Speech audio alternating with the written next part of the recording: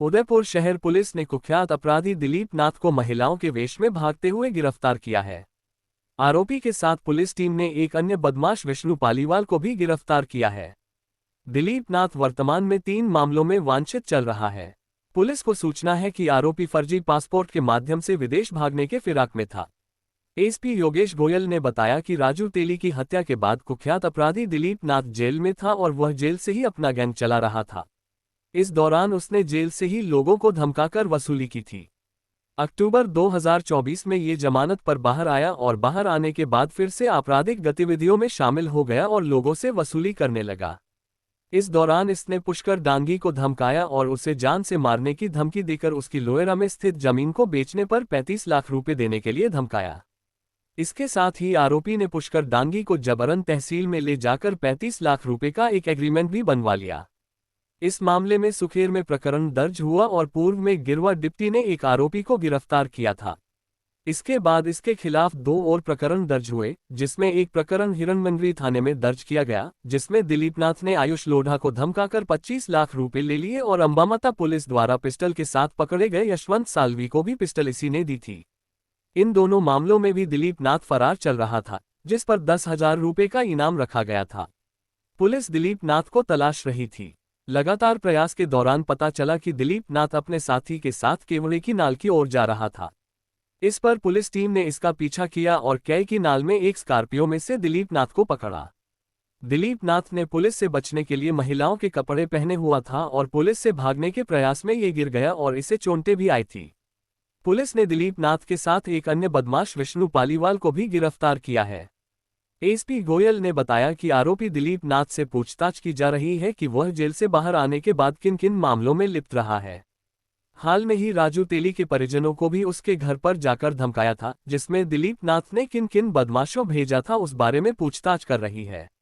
SP का कहना है कि यह सूचना है कि दिलीप नाथ फर्जी पासपोर्ट से विदेश भागने के प्रयास में था। इसको लेकर भी जांच की जा रही है।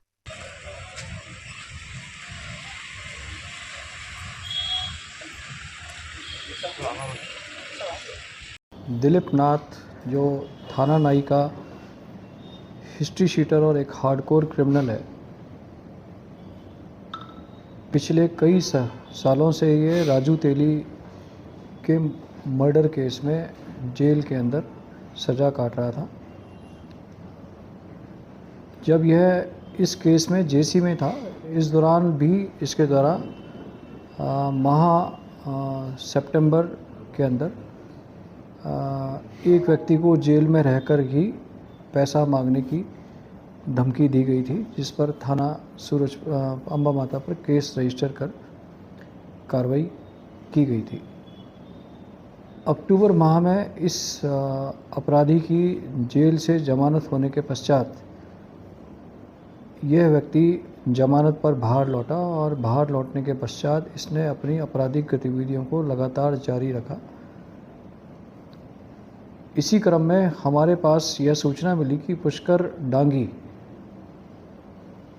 के परिजनों की जो ज़मीन लोएरा में स्थित थी, उस ज़मीन को बेचकर या जब भी वो बेचने के पश्चात लगभग 35 लाख रुपए पुष्कर दिलीप नाथ को देगा। इस बाबत उसने पुष्कर को न केवल डराया धमकाया, वरन उसको अपहृत करके तहसील में ले गया और उस अपने नाम पर एक लिखित में एग्रीमेंट इस बात का कि यह ज़मीन जब भी बिकेगी वो 35 लाख रुपए की एक उगाही दिलीप नाथ को देगा, लिखा पढ़ी कराई। इस चीज़ की तथ्य जानकारी सीओ गिरवा श्री सूर्यवीर सिंह को लगी तो तथ्यों की तस्दीक की गई। उक्त तथ्यों की तस्दीक करने के पश्चात पुष्कर डांगी द्वारा दी गई रिपोर्ट के आधार पर और तथ्यों की तस्दीक के आधार पर इसके विरुद्ध सुखेर थाने में एक केस पंजीबद्ध किया गया। केस में एक्सटॉर्शन की धाराओं के साथ साथ 111 बीएनएस को भी हमने ऐड किया। 111 बीएनएस सिंडिकेट के रूप में आप कोई अपराधों को करते हैं, उससे संबंधित है। इस प्रकरण का अनुसंधान चल ही रहा था, उसी दौरान इसके विरुद्ध 2 और प्रकरण हिरणमगरी और अम्बा माता में दर्ज हुए।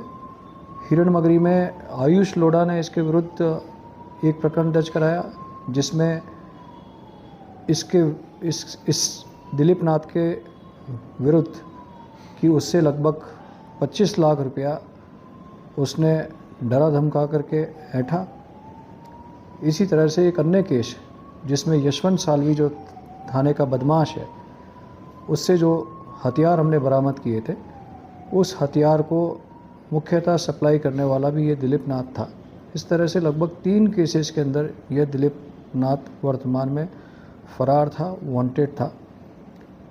इसके विरुद्ध 10,000 का एक इनाम घोषित था और भी दूसरे प्रिवेंटिव एक्शंस के तहत इसके विरुद्ध कार्रवाई प्रस्तावित थी। चूँकि इसकी आपराधिक गतिविधियां शहर की कानून व्यवस्था और आपराधिक स्थिति को, शांति को प्रभावित कर सकती थी, additional SP headquarter Gopal Mewada के नेतृत्व में सीओ गिरवा श्री सूर्यवीर सिंह ने पिछले कई महीनों की मेहनत करके, दिन रात मेहनत करके, अपनी टीम के सहयोग से कल रात्रि में इसे केवड़ा की नाल के पास गिरफ्तार करने में सफलता हासिल की। गिरफ्तारी के दौरान यह पुलिस से बचने के लिए महिलाओं की वेशभूषा में था और जैसा प्रारंभिक जानकारी लगी है, यह किसी फर्जी पासपोर्ट के माध्यम से विदेश भागने के चक्कर में भी था, क्योंकि ये ऑलरेडी 3 केसेस में वांटेड था। इसे हमने भी वर्तमान में सुखेर के जो पुष्कर डांगी और 111 बीएनएस में जो सिंडिकेट के तहत जो क्राइम है, सिंडिकेट के तहत जो अपराध दर्ज किया गया, उसमें हमने इसे गिरफ्तार किया है। और गिरफ्तार करके इसके पश्चात, जेल से छूटने के पश्चात, इसने और कौन कौन से अपराध किए और कौन कौन सी ज़मीनों के कब्जे में या कब्जे छुड़ाने के मामलों में इसने हस्तक्षेप किया, उन मामलों के संबंध में हम इससे विस्तृत पूछताछ कर रहे हैं। साथ ही पूर्व में जिस राजू तेली का मर्डर हुआ, उस राजू तेली के परिजनों को अभी कुछ दिन पूर्व नरेश पालीवाल और एक और व्यक्ति द्वारा मौके पर जाकर धमकी दी गई थी। उस प्रकरण में भी इसकी आपराधिक भूमिका की सत्यापन और तस्दीक हम इसके पूछताछ से करेंगे। सर, जो फर्जी क्या महिला के नाम से ही था या किस? नहीं, अभी हमें प्रारंभिक पूछताछ से सिर्फ जानकारी मिली है। उन तथ्यों की हम सत्यापन कर रहे हैं कि वह फर्जी पासपोर्ट कहाँ से बनवाया या अप्लाई कर रखा है। अभी उस तथ्यों का सत्यापन कर रहे हैं, बट अभी एक प्रारंभिक जानकारी से हमें तथ्य लगे, बट इस का सत्यापन होना शेष है। इसके साथ में कोई और था सर, महिला के हाँ, साथ में ये था तो? इस व्यक्ति के साथ में एक और लड़का था, विष्णु पालीवाल, जो इसके साथ में स्कॉर्पियो में था। उसको भी हमने, चूँकि 111 बीएनएस के तहत कोई भी ऐसा अपराधी जो सिंडिकेट के रूप में काम करता है और फरार है, उस व्यक्ति को यदि कोई भी प्रत्यक्ष या परोक्ष रूप से सहयोग करता है उसकी फरारी में, तो उसके खिलाफ भी उतना ही अपराध प्रमाणित है। तो उसे भी हमने। तो इसके अंदर से चोट कैसे लगी? सॉरी, चोट कैसे लगी? चेजिंग के दौरान, पुलिस चेज के दौरान चोट लगी जी? घायल हो गया, इंजर्ड है ना? हाँ, इंजर्ड है। पुलिस से बचने के लिए ये भागने का प्रयास किया, उस दौरान इसकी चोट लगी। तो इसके पास बैग वगैरह भी मिले?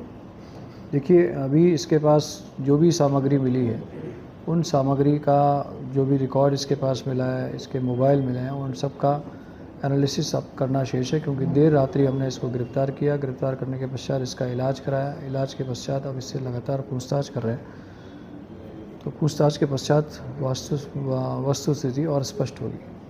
सर, क्रिमिनल बैकग्राउंड की अगर बात करें तो देखिए, लगभग 35 मुकदमे इस अपराधी के विरुद्ध विभिन्न थानों में दर्ज है और इन 35 थानों मुकदमों के अतिरिक्त वर्तमान में यह लगभग 3 मुकदमों में तो यह प्रत्यक्ष रूप से वांछित है, जिसमें से एक प्रकरण में इसको गिरफ्तार किया गया है।